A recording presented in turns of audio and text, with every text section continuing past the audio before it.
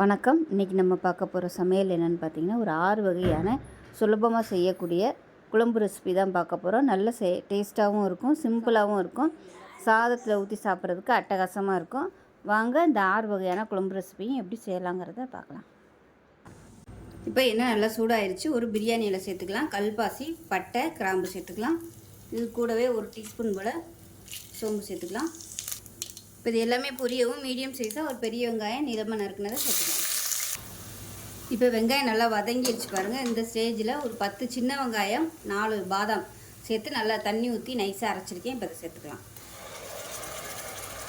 பாதாம் பதிலாக நீங்கள் முந்திரி பருப்பு சேர்த்திங்கனாலும் நல்லாயிருக்கும். இப்போ இது கூடவே நல்லா 1 டேபிள் ஸ்பூன் அளவுக்கு இஞ்சி பூண்டு பேஸ்ட்டும் சேர்த்துக்கலாம். சேர்த்துட்டு இது எல்லாமே பச்சை வாசனை போக மீடியமான ஃப்ளேமில் வதக்கிக்கலாம். பாதாமும் சின்ன வெங்காயமும் அரைச்சி சேர்க்கும்போது குழம்பு நல்ல வாசனையாகவும் இருக்கும், டேஸ்ட்டும் நல்லாயிருக்கும், திக்னஸும் கிடைக்கும். இப்போ பாருங்கள் நல்லா வதங்கிடுச்சு, இல்லை ஒரு ஃப்ளேவரும் கிடைக்கிது. இந்த ஸ்டேஜில் குழம்புத்தூள் சேர்த்துக்கலாம். நீங்கள் வீட்டில் எது வச்சுருக்கீங்களோ அதை சேர்த்துக்கோங்க. நான் வந்து ஒரு 4 ஸ்பூன் அளவுக்கு சேர்த்துருக்கேன். இப்போ மிளகாத்தூள் சேர்த்துக்கலாம். மிளகாத்தூள் காரத்துக்கு தகுந்த மாதிரி சேர்த்துக்கோங்க. நான் வந்து ஒரு 2 ஸ்பூன் அளவுக்கு சேர்த்துருக்கேன். சேர்த்துட்டு எண்ணெயில் நல்லா அப்படியே பரட்டி விட்டுக்கலாம். அந்த மசாலா நல்லா பச்சை வாசனை போடலாம். இப்போ மசாலா நல்லா வதக்கியாச்சு. மீடியம் சைஸாக 2 தக்காளி மிக்சியில் அடித்து வச்சுருக்கேன், அதை சேர்த்துக்கலாம். இப்போ இந்த தக்காளியை சேர்த்துட்டு நல்லா வதக்கிக்கலாம். நல்லா எண்ணெய் பிரிஞ்சு வரணும். இப்போ பாருங்கள் மசாலா நல்லா வதங்கிடுச்சு. இதில் 1 கப் அளவுக்கு சோயா சங்க்ஸ் வந்து சுடுதண்ணியில் ஊற போட்டு நல்லா புளிஞ்சிட்டு எடுத்து வச்சுருக்கேன், அதை சேர்த்துக்கலாம். அதை சேர்த்து நல்லா பரட்டி விட்டுக்கலாம். மசாலாலாம் நல்லா உள்ளே இறங்குற மாதிரி நல்லா பரட்டி விட்டுக்கலாம். இப்போ இதில் உப்பு கொஞ்சமாக சேர்த்துக்கலாம். சேர்த்து விட்டுட்டு தண்ணி சுடுதண்ணி வந்து காய வச்சு வச்சுருக்கேன். இப்போ தண்ணியை சேர்த்துக்கலாம். குழம்பு எவ்வளோ தேவையோ அதுக்கு தகுந்த மாதிரி தண்ணி சேர்த்துக்கோங்க. இப்போ பாருங்கள் திக்காக தான் இருக்குது குழம்பு, இன்னும் கொஞ்சம் தண்ணி சேர்த்துக்கலாம். இப்போ இது கூடவே 4 முட்டை வேக வச்சுருக்கேன், அதையும் சேர்த்துக்கலாம். முட்டையை லேசாக கீறிட்டு உள்ளே சேர்த்துக்கலாம்.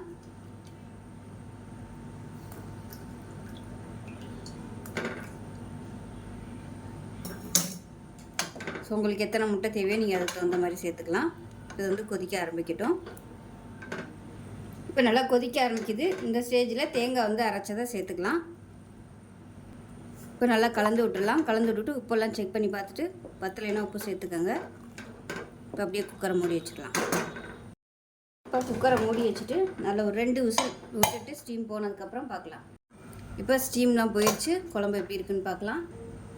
பாருங்கள் குழம்பு சூப்பராக இருக்குது, நல்ல வாசனையாக இருக்குது. ஸோ இந்தளவுக்கு வச்சுக்கோங்க. ஏன்னா சோயா சங்க்ஸுங்கிறதுனால அந்த குழம்பு ஃபுல்லாத்தையும் இழுத்துரும் நேரம் ஆக ஆக.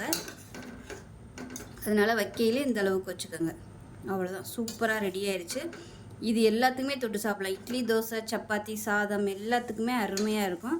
செஞ்சு பாருங்கள். செஞ்சு பார்த்துட்டு எப்படி வந்துச்சுங்கிறத சொல்லுங்கள். வீடியோ பிடிச்சிச்சின்னா லைக் பண்ணுங்கள், கமெண்ட் பண்ணுங்கள், சேனலை சப்ஸ்கிரைப் பண்ணுங்கள், பக்கத்தில் பெல் பட்டனையும் ப்ரெஸ் பண்ணுங்கள். நன்றி. வேறு எடுத்துக்கலாம். இதில் வந்து 15லேருந்து ஒரு 20 சின்ன வெங்காயம் முழுசாக அப்படியே சேர்த்துக்கலாம். இது கூடவே 6 பல் பூண்டு சேர்த்துக்கலாம். மீடியம் சைஸாக ஒரு தக்காளி கட் பண்ணதை சேர்த்துக்கலாம். இது கூடவே ஒரு 3 ஸ்பூன் அளவுக்கு துருவன தேங்காய், 1 டேபிள் ஸ்பூன் மிளகாத்தூள், 1 டேபிள் ஸ்பூன் தனியாத்தூள், புளி வந்து ஒரு சின்ன நெல்லிக்காய் சைஸுக்கு சேர்த்துக்கலாம். இது கூடவே 1/4 டீஸ்பூன் போல் சீரகம். இது எல்லாத்தையுமே நல்லா நைஸாக அரைச்சிக்கலாம். இப்போ பாருங்கள் இந்த அளவுக்கு நல்லா நைஸாக அரைச்சாச்சு. இப்போ ஒரு குக்கர் எடுத்துக்கலாம். தேவையான அளவுக்கு எண்ணெய் சேர்த்துக்கலாம். எண்ணெய் சூடாயிருச்சு. 1 டீஸ்பூன் போல் கடுகு சேர்த்துக்கலாம். 1 டீஸ்பூன் சோம்பு சேர்த்துக்கலாம். 1 டீஸ்பூன் போல் உளுந்து சேர்த்துக்கலாம். இப்போ கருவேப்பிலை சேர்த்துக்கலாம். இப்போ இதில் பொடியாக கட் பண்ண வெங்காயம் சேர்த்துக்கலாம்.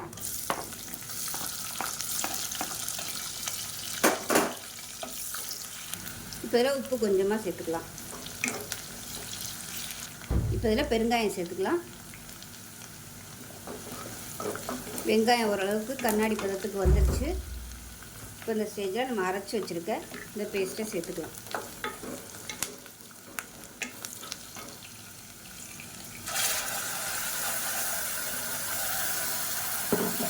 சேர்த்துட்டு மீடியமான ஃப்ளேமில் வதக்கி விட்டுக்கலாம். இப்போ மசாலா நல்லா வதங்கிடுச்சு. இப்போ தண்ணி சேர்த்துக்கலாம். மிக்ஸி அரைச்சிட்டு அதை தண்ணியை சேர்த்துருக்கேன். தேவைப்பட்டால் நீங்கள் இன்னும் கூட தண்ணி சேர்த்துக்கலாம். குழம்போட திக்னஸ் பார்த்துட்டு நீங்கள் தண்ணி சேர்த்துக்கோங்க. இதுவே நல்லா திக்காக தான் இருக்குது. இப்போ இதில் முருங்கைக்காய் சேர்த்துக்கலாம். ஒரு 10லேருந்து ஒரு 15 பீஸ் வர மாதிரி முருங்கைக்காய் எடுத்திருக்கேன். சேர்த்துட்டு ஒரு கொதி வரட்டும். இப்போ லேசாக கொதிக்க ஆரம்பிச்சிருச்சு. இப்போ மூடி வச்சிடலாம். மூடி வச்சுட்டு இருக்குன்னு பார்க்கலாம். பாருங்கள், இந்த மாதிரி தான் இருக்கும். நல்ல வாசனையாக இருக்குது. சூப்பராக இருக்குது குழம்பு. இது வந்து சாதம், இட்லி, தோசை எல்லாத்துக்குமே தொட்டு சாப்பிட்றதுக்கு சூப்பராக இருக்கும். கமகமன்னு இருக்கும் அந்த முருங்கைக்காய் வாசனையோட. செஞ்சு பாருங்கள். செஞ்சு பார்த்துட்டு எப்படி இருந்துச்சுங்கிறத சொல்லுங்கள். வீடியோ பிடிச்சினா லைக் பண்ணுங்கள், கமெண்ட் பண்ணுங்கள், சேனலை சப்ஸ்கிரைப் பண்ணுங்கள், பக்கத்தில் பெல் பட்டனையும் ப்ரெஸ் பண்ணுங்கள். நன்றி. அதை பார்க்கலாம். குக்கர் எடுத்துக்கலாம். இப்போ இதில் தேவையான அளவுக்கு எண்ணெய் சேர்த்துக்கலாம். எண்ணெய் நல்லா சூடானதும் 1 டீஸ்பூன் போல் கடுகு, அதே போல் 1 டீஸ்பூன் சீரகம் சேர்த்துக்கலாம். சீரகம் இல்லை சோம்பு சேர்த்துக்கலாம். இப்போ கடுகு நல்லா பொரிய ஆரம்பிக்குது. பொடியாக கட் பண்ண வெங்காயம் சேர்த்துக்கலாம்.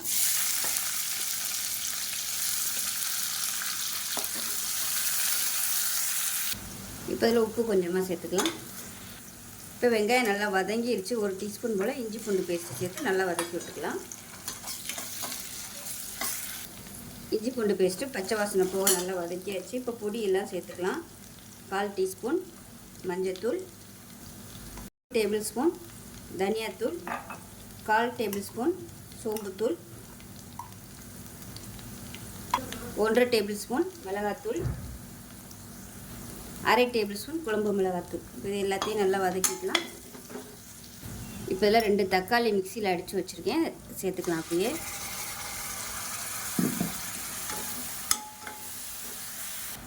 இப்போ பாருங்கள், தக்காளி மசாலா எல்லாமே நல்லா வதங்கி எண்ணெய் பிரியாக அரைச்சிருச்சு. இப்போ இதில் வந்து காராமணி ஊற வச்சு வச்சுருக்கேன், அதை சேர்த்துக்கலாம். அதில் 1 கப் அளவுக்கு சேர்த்துக்கோங்க. இப்போ இதையும் நல்லா வதக்கி விட்டுக்கலாம். இப்போ இதில் தேவையான அளவுக்கு தண்ணி சேர்த்துக்கலாம். இப்போ குக்கரை மூடி வச்சிடலாம். மூடி வச்சுட்டு நல்லா ஒரு 4 விசில் விட்டுட்டு ஸ்டீம் போனதுக்கப்புறம் பார்க்கலாம். இப்போ விசில் விட்டு ஸ்டீம்லாம் இறங்கிருச்சு. கிரேவி எப்படி இருக்குன்னு பார்க்கலாம். இப்போ பாருங்கள், காராமணி சூப்பராக வந்திருக்கு.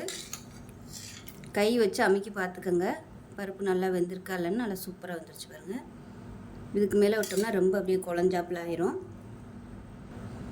இப்போ இந்த ஸ்டேஜில் தேங்காய் பால் சேர்த்துக்கலாம்.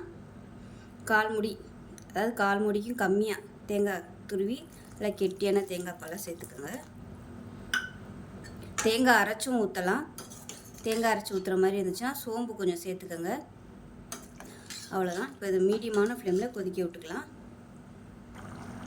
இப்போ பாருங்கள், மீடியமான ஃப்ளேமில் கொதிக்க விட்டாச்சு. நல்லா எண்ணெயெல்லாம் பிரிய ஆரம்பிச்சிருச்சு. இந்த ஸ்டேஜில் அமர்த்திடலாம். இந்தளவு கொஞ்சம் தண்ணியாகவே வச்சுக்கோங்க. ஆறுச்சுன்னா நல்லா கெட்டியாக வந்துடும். அவ்வளோதான். சூப்பரான காராமணி கிரேவி ரெடி ஆகிடுச்சு. இது சாதத்துக்கும் தொட்டுக்கலாம். இட்லி, தோசை, சப்பாத்திக்கெலாம் கூட இந்த மாதிரி வச்சு சாப்பிட்டிங்கன்னா அருமையாக இருக்கும்.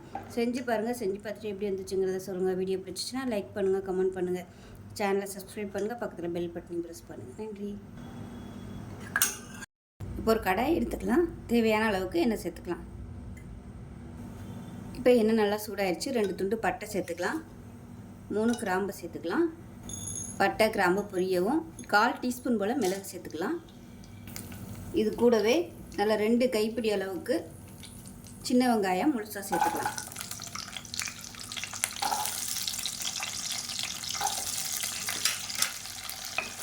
இதை நல்லா வதக்கி விட்டுக்கலாம். இது கூடவே மீடியம் சைஸாக 2 தக்காளி கட் பண்ணதை சேர்த்துக்கலாம்.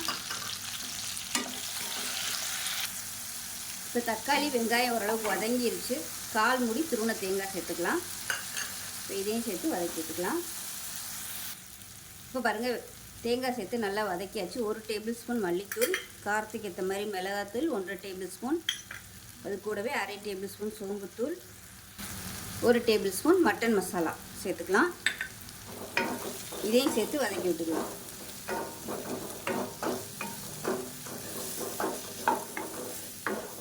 அது நல்லா ஆறட்டும். ஆறுனதுக்கப்புறம் அரைச்சிட்டு பார்க்கலாம். இப்போ ஒரு பேன் எடுத்துக்கலாம். தேவையான அளவுக்கு எண்ணெய் சேர்த்துக்கலாம். எண்ணெய் சூடானதும் 1 டீஸ்பூன் போல் கடுகு சேர்த்துக்கலாம். 1 டீஸ்பூன் சோம்பு சேர்த்துக்கலாம். கொஞ்சமாக கருவேப்பிலை சேர்த்துக்கலாம். 3 வரமிளகாய் சேர்த்துக்கலாம். 3 இல்லை 4 சேர்த்துக்கலாம். ஒரு கைப்பிடி அளவுக்கு சின்ன வெங்காயம் பொடியாக கட் பண்ணதை சேர்த்துக்கலாம். இப்போ பாருங்கள், வெங்காயம் பொன்னிறமாக வதங்கிடுச்சு. ஒரே ஒரு தக்காளி, 4 பச்சை மிளகாய் 2 கீறினதை சேர்த்துக்கலாம். 1 டீஸ்பூன் மஞ்சள்தூள் சேர்த்துக்கலாம். தேவையான அளவுக்கு உப்பு சேர்த்துக்கலாம். இப்போ பாருங்கள், தக்காளி நல்லா வதங்கிடுச்சு. இப்போ நம்ம அரைச்சி வச்சுருக்க அந்த பேஸ்ட்டை சேர்த்துக்கலாம்.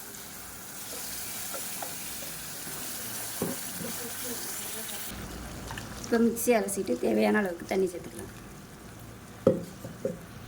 இப்போ இன்னும் கூட தண்ணி சேர்த்துக்கலாம்.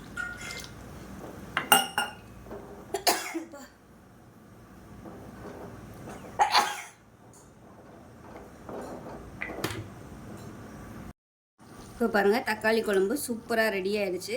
இப்படியே மேலே எண்ணெயெல்லாம் மிதக்க ஆரம்பிச்சிருச்சு பாருங்கள். இந்த அளவுக்கு நல்லா வற்ற விட்டுக்கோங்க. திக்னஸ் வந்து உங்களோட இதுக்கு தகுந்த மாதிரி நீங்கள் திக்காகவும் வச்சுக்கலாம், இல்லை தண்ணியாக தான் வேணும்னு நினச்சிங்கன்னா கொஞ்சம் தண்ணியாகவும் வச்சுக்கலாம். இது வந்து சாதம், இட்லி, தோசை, ஊத்தப்பம் எல்லாத்துக்குமே சூப்பராக இருக்கும். ஒரு குக்கர் எடுத்துக்கலாம். இதில் வந்து 3 தக்காளி சேர்த்துக்கலாம். நல்லா 4ஆக கட் பண்ணிவிட்டு சேர்த்துக்கோங்க. இது கூடவே ஒரு 4 வரமிளகாய், ஒரு 4 பல் பூண்டு சேர்த்துக்கலாம். அதை தண்ணி ஊற்றி நல்லா ஒரு 3 விசில் விட்டுட்டு பார்க்கலாம்.